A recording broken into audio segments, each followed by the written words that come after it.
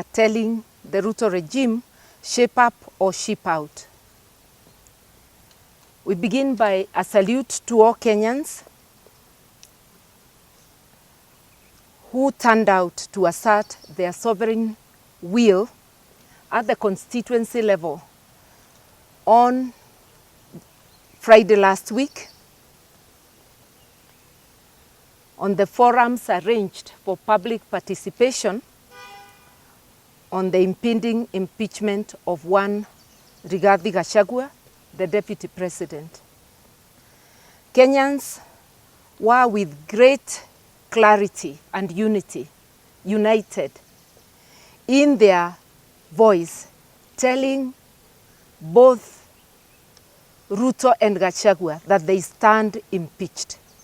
They came in as a pair and they'll go home as a pair. That was the message of Kenyans. Indeed, it was very impressive that Kenyans were not diverted from the pressing national issues to power games. And they were able to put out their pressing needs, which should be looked after rather than the power games of impeachment. Our Constitution is the supreme embodiment of our collective will as a nation. It's a covenant entrusted with the protection of our sovereignty, democracy, and social justice. It is the solemn duty of the President as the nation's highest custodian of this sacred document, assisted by his deputy, to safeguard its principles with unwavering fidelity. Today, as we stand at this historic juncture, where the actions of President William Ruto and his deputy Rigathi Gachagua constitute not only a gross dereliction of duty by the presidency, but a calculated assault on the foundational pillars of our republic. The presidency and entire government were impeached by Kenyans, as far as we are concerned, on the 25th of June this year, during the Gen Z protests. The exercise, therefore, arranged for the impeachment of the Deputy President ironically turned into a reminder of the entire presidency and government that they stand impeached by Kenyans.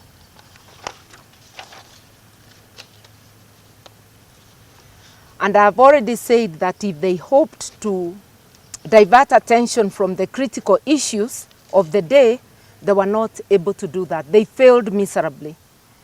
And lest we forget, we want to remind Kenyans of the gross violations of human rights under this regime.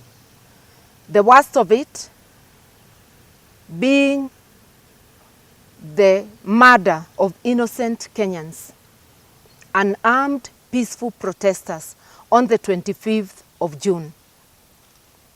The arbitrary arrests that have continued even today,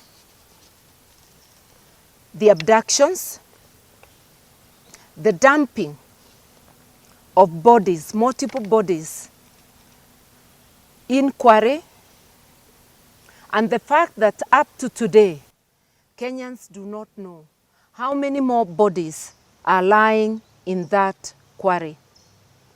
Because this Ruto regime violently removed volunteers who were seeking to fish for more bodies at that quarry.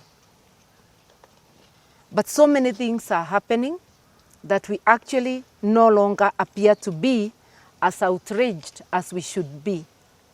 We must demand that that quarry be drained for Kenyans to know whether there are more bodies lying there, and for answers to be given as to who is murdering and dismembering Kenyans.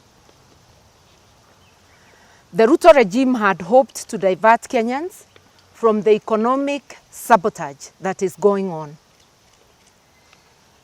The shaded deal of mortgaging Kenya's premier gateway, the Jomo Kenyatta International Airport, to the Adani Group, which is scandal-ridden and against whom questions of malpractices are being raised in many parts of the world. This amounts, the giving of this Adani Group, our premier gateway, without competitive bidding and without public participation or the approval of Parliament, is actually economic sabotage. Jobs stand to be lost, not only at the airport, but also jobs relating to the export of horticultural products. Under this Adani deal, it is the Adani Group who will determine what happens at the airport. It means our many farmers, horticultural farmers, and those employed along that chain will be subjected to higher prices, because the Adani Group have not come as charity workers. They are coming to make money. It means the future of so many has been put in jeopardy, and that is why we call this economic sabotage. The same Adani Group is being given concession over power distribution. Again, this is economic sabotage. We are already suffering very high prices of power. We are subjected to that by KPLC. Now with the Adani Group, we cannot hope that things will be better. They can only be worse. You wonder why a regime would sabotage its own economy. And the only conclusion we can come to is that Adani is a front for cartels, high-placed cartels within the Ruto regime. We have also seen economic sabotage through the deliberate mismanagement of our mineral and marine wealth. Our mineral resources in Kwale, in Taita Taveta, in Busia, in Migori, in Kitui, and many other parts of the Republic, concessions are being given with total opaqueness to foreigners and with deliberate harm being occasioned to the host communities where these minerals are. This cannot be happening unless Adani is but a mere front of cartels within the Ruto regime. And I want to remind us that during the campaigns, Ruto and his supporters were telling people that they are coming to dismantle cartels.